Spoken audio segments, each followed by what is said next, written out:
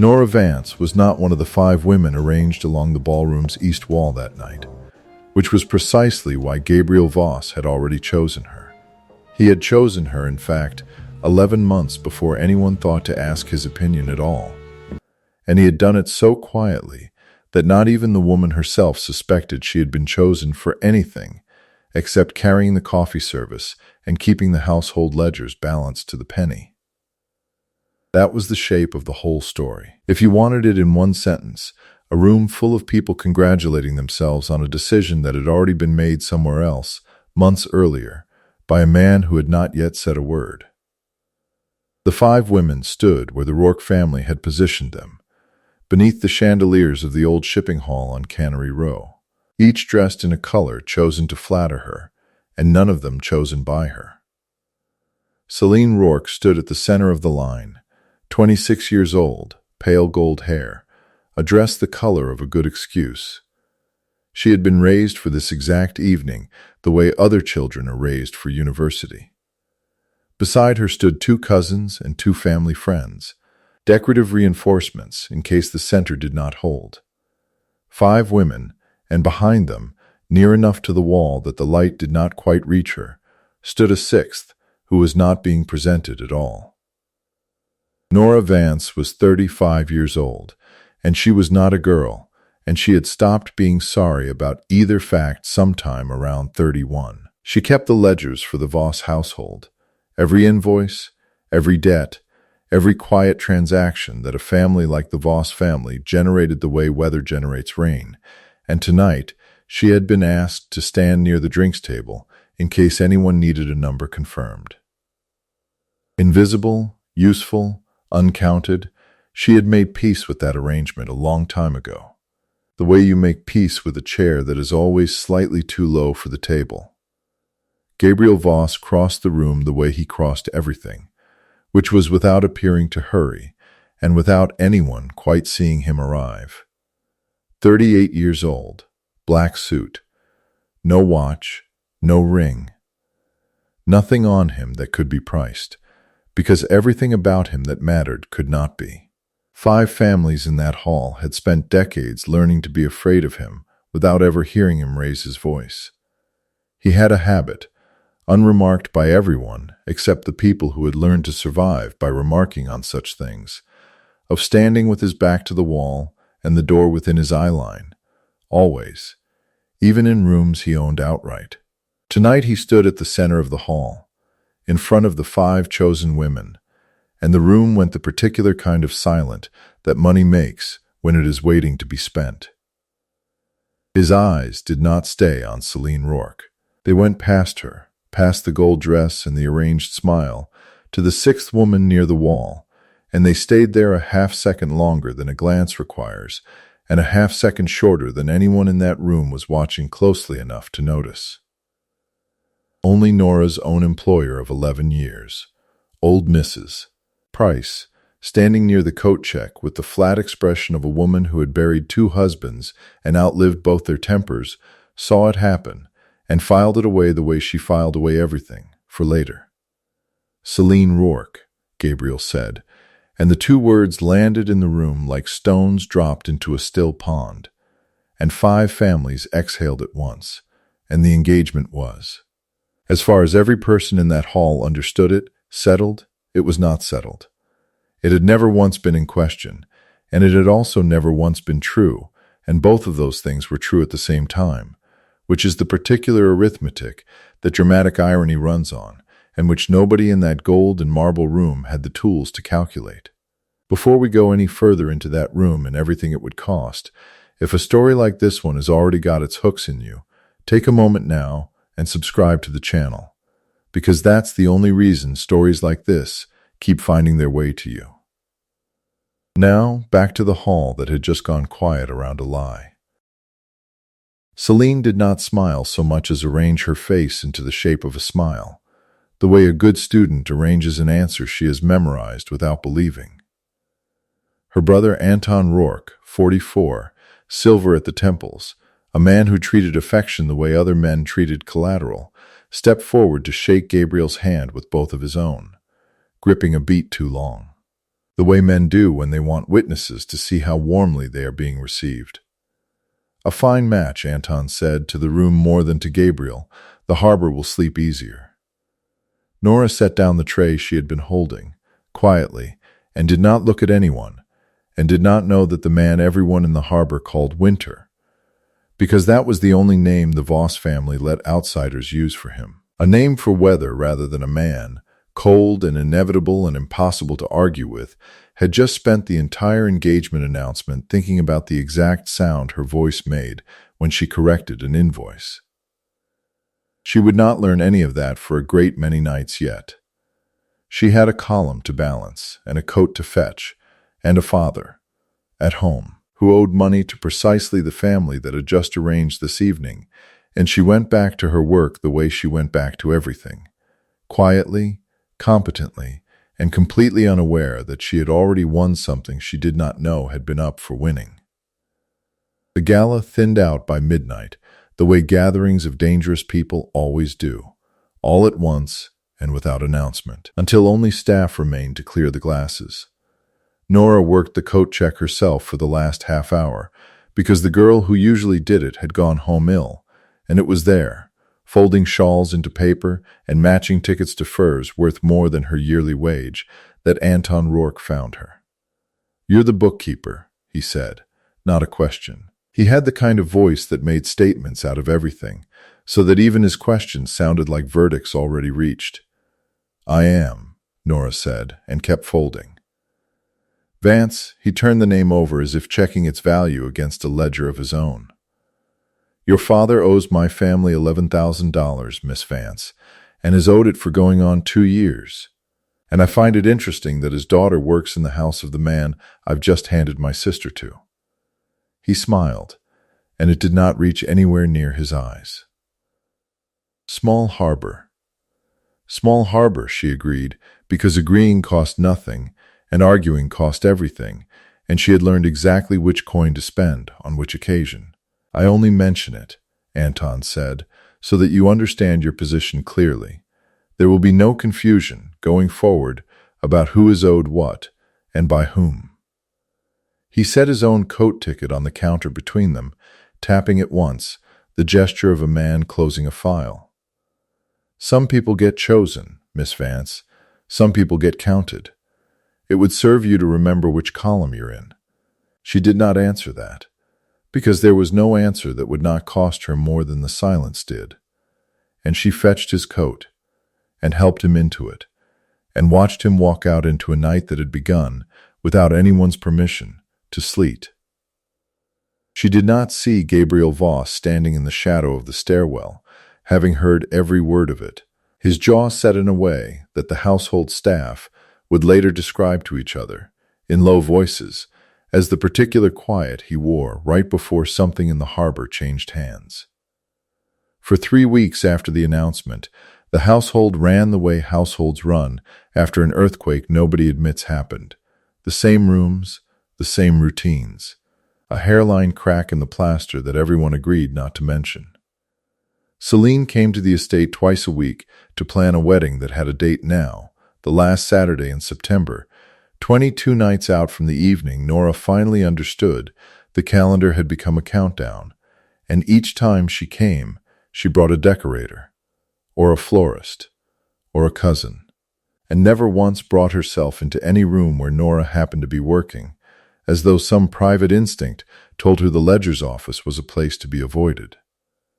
Gabriel began coming to that office instead, at hours no engaged man had any obvious business being anywhere but asleep.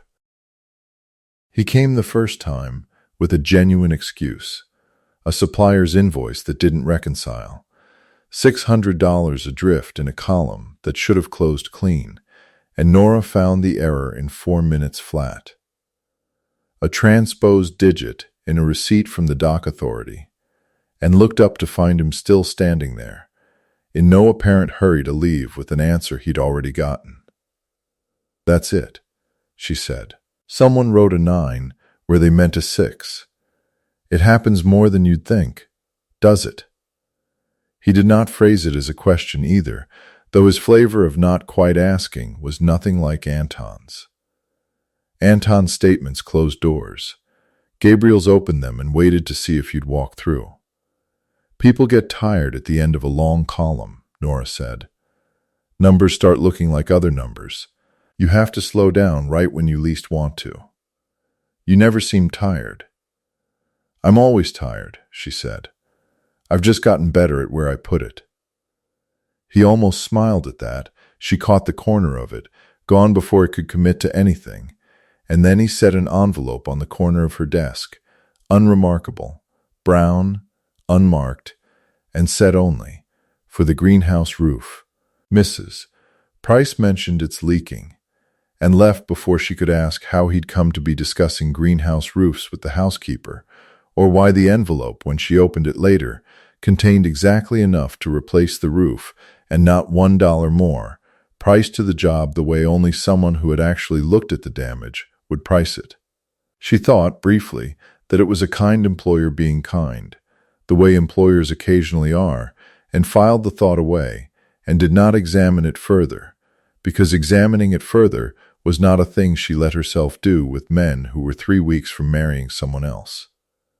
What she did not know, what the story had known since its very first sentence, and had been waiting patiently for her to catch up to, was that Gabriel Voss had been quietly repairing the edges of her life for the better part of a year before that envelope ever touched her desk. The greenhouse roof was not the first thing. It was only the first thing she'd noticed. 11 years earlier, on a night the harbor still talked about in terms of inches of sleet rather than degrees of temperature, a 27-year-old man had been left for dead behind the old cannery on a strip of frozen mud that the harbor authority hadn't gotten around to paving.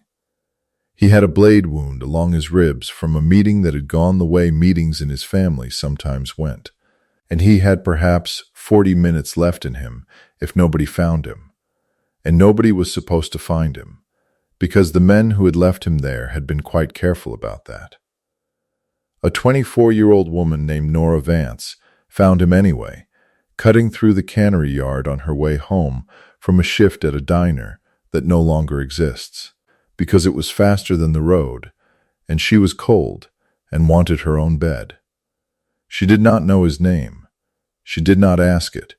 She got his arm over her shoulder and got him as far as the loading dock overhang out of the sleet, and pressed her folded scarf against the wound with the flat, unhurried competence of someone who has had to improvise solutions to disasters her whole life and has stopped finding them frightening. "Don't call anyone," he'd said through his teeth. When she reached for the phone, she didn't actually have credit left on. "Please, whoever finds me first decides whether I live." "Then I suppose I've decided," she said, and kept the pressure on, and talked to him about nothing in particular. The cold, the state of the docks, a landlord she was 3 weeks behind with, because she had read once that you were supposed to keep a person talking, and it seemed like the kind of thing that might be true. He was shaking by the time the worst of the bleeding slowed, shaking from cold as much as blood loss, and she had nothing left to give him but the coat off her own back, which she did without any particular ceremony, the way you hand someone a coat. And he'd refused it twice, and taken it the third time, because refusing it a fourth time would have killed him out of pure stubbornness. In exchange, because he did not like owing anyone anything, even then, even bleeding out on a loading dock, he'd shrugged out of his own coat, black wool, better tailored than anything she'd ever owned, and put it around her shoulders instead, his hands not quite steady. "Keep it," he'd said. "It's warmer than what you've got." She had. She had kept it for 11 years, mended the button twice herself with black thread that never quite matched, worn it every winter since, and never once learned the name of the man who'd given it to her. Because he was gone from that loading dock before the ambulance she eventually did call arrived, walked into the dark on legs that should not have carried him, and she had gone home in a stranger's coat and thought about him, on and off, for longer than she ever admitted to anyone, and then, eventually, mostly stopped. He had not stopped. He had found out her name within the month. It had not been difficult for a man with his resources to trace a diner shift schedule and a cannery yard shortcut, and he had spent 11 years arranging, from a careful distance, that her rent never quite outpaced her wages, that a scholarship appeared for a night school bookkeeping course she'd mentioned once to a coworker who happened to owe him a favor, that a position came open in his own household's accounts office at exactly the moment her father's failing hardware store finally went under, and she needed one. Watching over, not watching. There is a difference, and he had spent a decade learning to live on the correct side of it, never once approaching her, never once letting her see his face in a lit room. Because the same men who had put a blade in his ribs were still out there, and a woman who had once saved a stranger for nothing had no business being connected, publicly, to the kind of man he'd become since. He had told himself, for 11 years, that this was enough, that knowing she was safe, warm, employed, and entirely unaware of him was a complete transaction, closed and filed. He had believed that right up until the night Anton Rourke stood over her at a coat check and called her a column. By the 4th week of the engagement, Nora had started staying later than the ledgers strictly required, and told herself it was because September was the estate's heaviest month for invoices, which was even true. She was in the kitchen past 11 one night, not the formal kitchen the caterers used for events, but the smaller one off the back hall that the household actually cooked in, boiling water for tea she didn't especially want.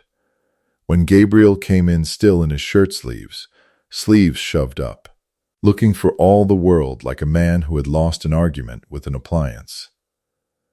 The coffee machine, he said by way of explanation, gesturing at a countertop that did in fact look like the scene of a small domestic crime, grounds scattered across the marble. A carafe half full of something that had the color and apparent viscosity of tar.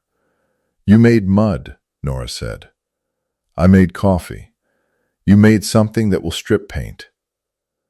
She set her kettle down and came around the island, nudging him aside with a shoulder, an act of such casual familiarity that she registered it a half-second after doing it and did not take it back. "Sit. Watch a professional." He sat on the stool at the counter's edge, an unlikely picture, a man 5 families were afraid to look at directly. Perched with his hands folded like a schoolboy sent to the principal's office, and watched her measure grounds with the brisk, unfussy competence she brought to everything, humming something under her breath she didn't seem aware of. "You do that when you're concentrating," he said. "Do what?" "Hum, over the ledgers too." She glanced at him, surprised he'd noticed, more surprised he'd said so. "I didn't know anyone was listening." "I wasn't listening," he said. "I was in the room, and it was there to hear." A distinction he seemed to consider important, though he didn't explain why. And she let it sit, because some sentences you don't finish for people, you just let them keep the weight of what they almost said. The coffee, when she finished it, was simple and good, and he drank it like a man who had not tasted much simple and good in a long time, and did not say so, and did not need to. "Can I ask you something?" he said, eventually, turning the cup a quarter turn on the counter without lifting it. "About the ledgers. You already know every number in that office better than I do. You read them at midnight. Not about the numbers." He looked at her directly, which he rarely did for longer than a beat, and held it this time. About what it costs a person, keeping everyone else's accounts balanced, and never once submitting a bill of her own. She went still at that. The particular stillness of someone who has just been seen doing a thing she thought no one had noticed her doing her whole life. "I don't know what you mean." "I think you do," he said, gently, which from him landed harder than volume would have. "I think you've been rounding yourself down for so long you've stopped noticing you're doing the arithmetic at all. That's not a kind thing to say to someone 3 weeks before your wedding," she said. And it came out sharper than she meant, mostly because it was true and she hadn't wanted it said aloud, by him, in her own kitchen, over coffee she'd made because his hands, evidently, could run a shipping empire and not a coffee machine. He didn't answer that. He looked, for just a moment, like a man doing arithmetic of his own, and whatever the sum came to, he chose not to say it, and finished his coffee, and thanked her, and left, and she stood alone in the small kitchen a long time afterward, turning the empty cup he'd left behind in her hands, and did not examine why her chest felt like a held breath. Mrs. Price found her there 10 minutes later, unsurprised, the way she was unsurprised by most things after 4 decades in that house. "He doesn't drink coffee that late," Mrs. Price said, filling the kettle again without being asked. "Keeps him up. Has for years." "Then why hell," said Mrs. Price, not unkindly, "there it is," and said nothing further, and left Nora to work that sentence out for herself, which took her considerably longer than it should have. Celine Rourke was in fact not an unkind woman, which made the whole engagement harder to hate cleanly than Nora would have liked. She arrived at the estate on the 12th night before the wedding, with fabric swatches and the settled patience of a woman who had been raised to understand that marriages in families like hers were made of alliances first, and affection somewhere down the list, if at all.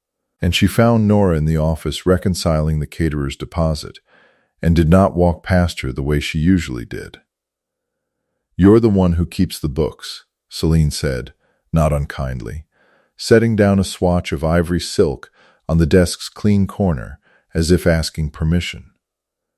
"I am. He talks about you." Celine said it plainly, without accusation, the way you report weather. "Not often, not in a way anyone else would notice. But I notice things. It's mostly what I've been trained for." She smoothed the silk with one finger, not looking up. "I don't say that to hurt you. I say it because I think you should know that whatever this is, I already know, and I'd rather not spend the next 30 years pretending in a house I have to live in." Nora set down her pen very carefully, the way you set down something you're afraid might go off. "There's nothing to know." "There will be," Celine said. "Without heat, eventually. I've done this kind of arithmetic before, Miss Vance. I know what a foregone number looks like before it's been announced." She gathered her swatches and paused at the door. "For what it's worth, I don't think I want to be anyone's second-best arrangement any more than you'd want to be their guilty conscience. I just don't get much say in the wanting." She left before Nora could answer, which was fortunate, because Nora had no answer, only the cold, unfamiliar feeling of being told a truth she had been very carefully not looking at directly, the way you avoid looking at the sun, aware the whole time that it is still there, still burning, whether you look or not. That night, alone in the small rented room above her father's failed store, Nora took her old coat down from its hook, out of habit more than need. It was not especially cold, and ran her thumb, without thinking, over the mended button at the collar, black thread against black wool. A small, ugly scar she had stitched there herself 11 Novembers ago, and never once replaced with anything more careful, because some things you keep exactly as broken as they were when they mattered. She did not know yet whose hands had worn that coat before hers. She would learn it soon enough, and not from anyone's telling. The wound Gabriel Voss carried had a shape, and its shape was his mother. Vittoria Voss had been sold into the harbor's oldest and coldest family at 19, the way alliances were arranged in that generation. A bride handed across a table like a signature on a contract, and she had died at 51, having spent 32 years in a house full of marble and glass, and never once, as far as her only son could determine, going back through every letter and every ledger and every servant old enough to remember her, having been asked a single question about what she actually wanted.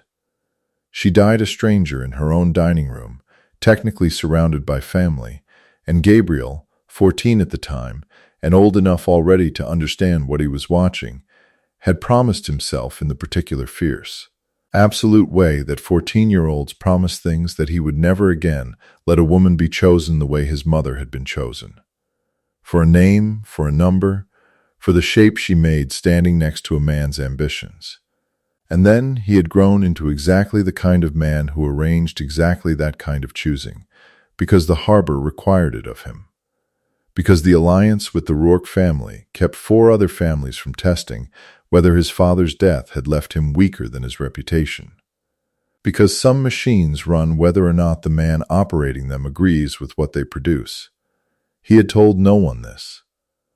Not Celine, who deserved better than to marry a man rehearsing his mother's ghost.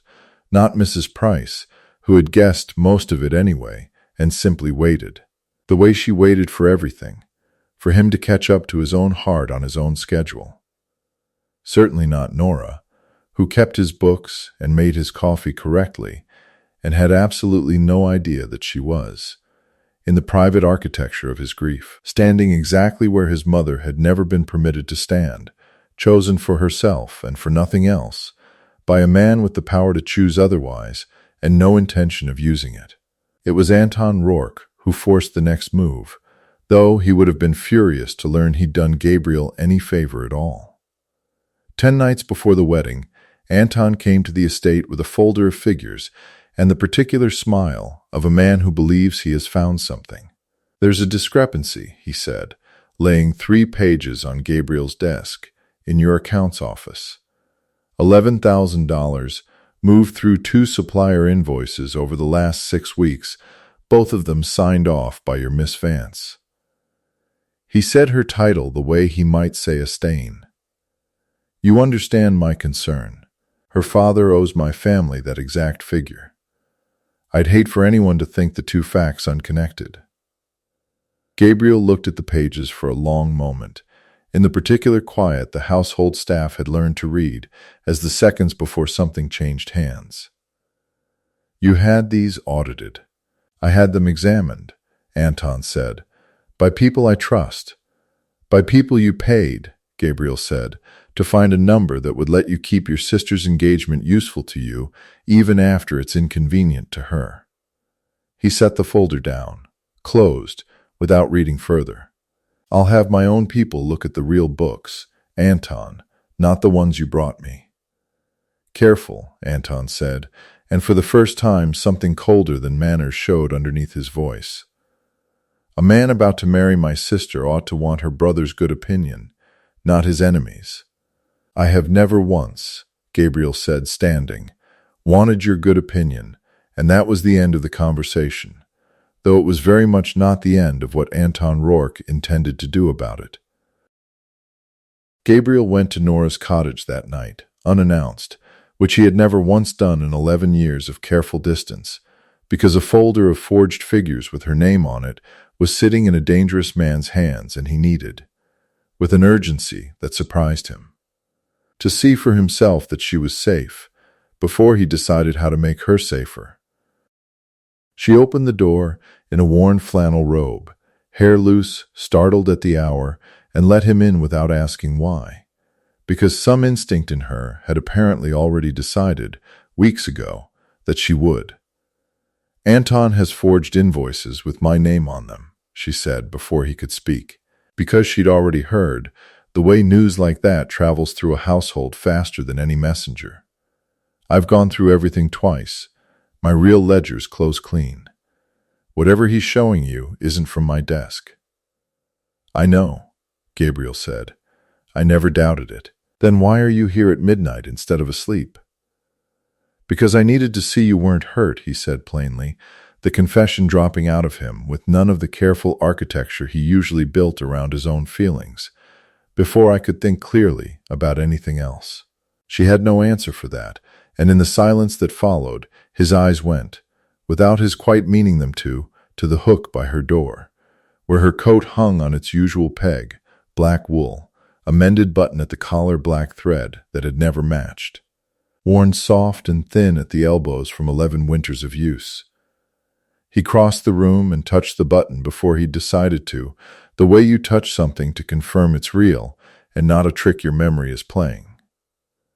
"I sewed this on with the wrong thread," he said, quietly, in the dark, "on a night I could barely see straight, because a stranger had just given me the coat off her own back on a loading dock behind the cannery, and I didn't want to give it back looking ungrateful." Nora went very still, the stillness of a column finally, after 11 years, refusing to balance the way she'd always assumed it would. "That was you," she said. It was not a question, not quite, but it had the shape of one, the shape of a woman rebuilding a whole decade in the space of a single sentence. "That was me," he said. "I have known your name for 11 years, Nora. I have known where you worked, and where you didn't have enough to eat some months, and when your father's store failed, and I arranged, quietly, badly, clumsily, for every one of those things to hurt you a little less than they would have otherwise. Because I could not think of a single way to walk up to you and say thank you without also saying everything else I felt, and I did not think I had the right to say either. You've been watching me for 11 years, she said, and it came out somewhere between an accusation and something closer to wonder. And you let me stand at a coat check 3 weeks ago and get told which column I belong in." "I heard every word of that," he said, and something in his voice went. For the first time since she'd known him, entirely unguarded. "I have not stopped thinking about it since. I came here tonight to make sure Anton hadn't found some way to hurt you over it. I am leaving here having realized I cannot marry his sister in 9 days and let you go on believing you were ever, for 1 hour, the lesser choice in this house." He said it, and then seemed almost startled that he had, a man unused to running out of careful sentences before he'd meant to. Nora looked at the coat on its hook, and then at him, and felt 11 years reorganize themselves around a single loading dock and a single kindness she had never once regretted, even not knowing. Even when regretting it would have cost her nothing. "You're going to break an engagement," she said slowly, 9 days before a wedding 4 families are counting on, because of a coat.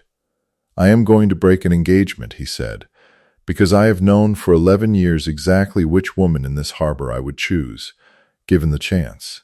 And I have spent every one of those years telling myself the chance wasn't mine to take. I am done telling myself that." He held her gaze, steady. The way he held everything, the coat only confirmed what I already knew, that you kept something for 11 years that cost you and gained you nothing, because that is who you are, whether or not anyone is counting. She did not answer him that night with words, because there weren't any that fit the size of what had just been handed to her. But she did not ask him to leave either, and Mrs. Price, passing the cottage window at some hour she would never admit to on her rounds, saw the light stay on a good while longer than either of them would later claim, and said nothing to anyone, and smiled the whole rest of the week like a woman holding a very good secret exactly where it belonged. The wedding did not happen on the last Saturday in September, and the harbor talked about that fact for exactly as long as it took Anton Rourke to make sure it talked about something worse instead. He called the families together 6 nights later, a tribunal in name only, held in the same shipping hall where the engagement had been announced, the same chandeliers, the same marble floor gone slick with everyone's rehearsed outrage, and stood at its center with the forged invoices in hand, as though they were a verdict already reached. An engagement was broken, Anton said, to a room of 5 families and their lieutenants, over a bookkeeper, a woman whose own father owes my family $11,000, and who has, by my accountant's own findings, been quietly moving that exact sum through the Voss estate's ledgers for 6 weeks. He let that land, the way he let everything land, like a verdict rather than an accusation. I asked this counsel plainly, "Is this the woman you want managing the accounts of a family whose stability half this harbor depends on?" The room's silence was the kind that waits to see which way to fall. Nora stood at the edge of that hall, where the light had not quite reached her 3 weeks ago, and where it did not especially reach her now either, and she understood with total clarity that no one in that room was going to stand up for her, because standing up for her cost something none of them were willing to spend, and that if the accounting of her worth was going to be settled, tonight she would have to be the one who settled it. She walked to the center of the room, past Celine, who watched her go with an expression that was not unkind, past Anton, who watched her come with the first flicker of uncertainty she had ever seen cross his face, and set her own ledger. Her real ledger, in her own hand, every entry initialed and dated the way she initialed and dated everything, because precision was the one thing in her life she had never once let anyone take from her. On the table beside his forged pages. "Compare them," she said, "column for column. My real invoices are dated and signed by the suppliers themselves. You can call any one of them tonight. Yours aren't. Yours are typed on stationery your own family's printer uses, which I recognize because I've billed against it myself, twice, for reasons your office never adequately explained to mine." She turned a page, calm, unhurried, the same competence she brought to every column she had ever balanced. "There's $11,000 moving through accounts in this harbor that shouldn't be moving at all, Mr. Rourke. It isn't moving through my ledgers. It's moving through a shell account your own signature opened 4 months ago, skimmed off the very supplier contracts you just accused me of tampering with." She looked up at him, and for the first time in this story, she was not the one bracing for a bill. "Which one of us is the nobody in this room tonight? Because I can show my work. Can you?" The silence that followed was not the waiting kind. It was the kind that falls when a room realizes, all at once, which way the ground has actually been sloping the whole time. It took the assembled families the better part of an hour to finish confirming what her ledger had already proven in 4 minutes. And by the end of that hour, Anton Rourke had been quietly, thoroughly, and permanently removed from every position of consequence his family still allowed him. Escorted out of the hall by 2 of his own cousins, with the particular gentleness reserved for men who are no longer worth being afraid of. Nora's father, Elias, who had come that night hoping to salvage some scrap of standing from his daughter's proximity to power, sat through the whole unraveling with his hands folded in his lap and his eyes on the floor.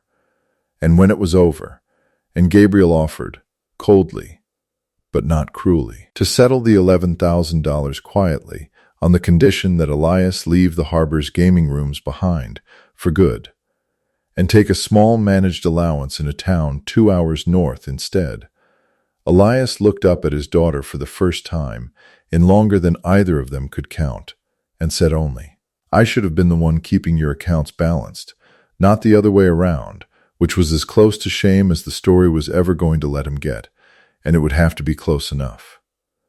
Celine found Nora near the coat check on her way out, the same corner of the same hall where a different kind of verdict had been handed down 6 weeks before, and there was no bitterness in her face, only a kind of tired relief. "I told you I didn't want to be anyone's guilty conscience," Celine said. "Turns out I didn't have to be anyone's anything. I find I like the arithmetic of that a great deal better." She almost smiled. "Take care of him. He spent 30 years being counted for the wrong things. It would be a waste now to let him go back to it."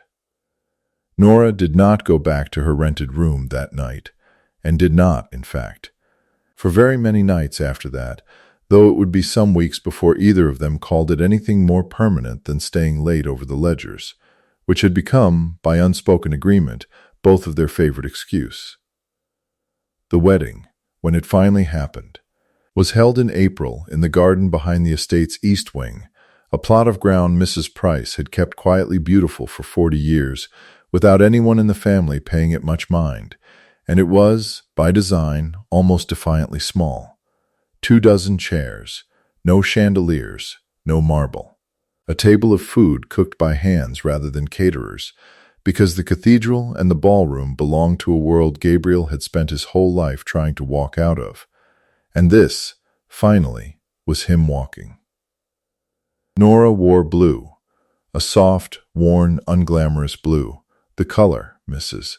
Price told anyone who asked, of a coat she'd kept 11 years for reasons she hadn't understood until the year she finally did. And Gabriel, watching her come down the garden path past rows of ordinary folding chairs instead of a lineup of correct choices, thought that this, a woman with mud faintly on the hem of her only good dress, laughing at something her own father had just whispered too loudly, was the entire answer to every question that Gold-lit hall had ever asked him. And that he had walked the length of that answer 11 years ago and simply not known. Yet, that he'd arrived. They spent the morning after their wedding exactly the way they'd spent most of their best mornings before it, in the small kitchen off the back hall, Gabriel attempting coffee and producing something with the structural integrity of asphalt. Nora taking the carafe from his hands without a word and starting over, humming, unaware she was humming, while he watched her the way he had watched her for 11 years, before he'd ever let himself be caught doing it. That winter, the sleet that had opened this whole story. The same sleet that had once driven a bleeding stranger into the path of a woman with nowhere better to be.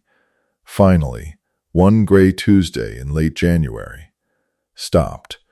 The harbor went quiet and white, and for the first time in longer than anyone could remember. Still, and Nora stood at the kitchen window with a coat over her shoulders that was not the old one, though she kept that one too, folded now, in a drawer, the way you keep the first draft of something you got right the second time, and watched the snow settle over water that had, at long last, nothing left to prove.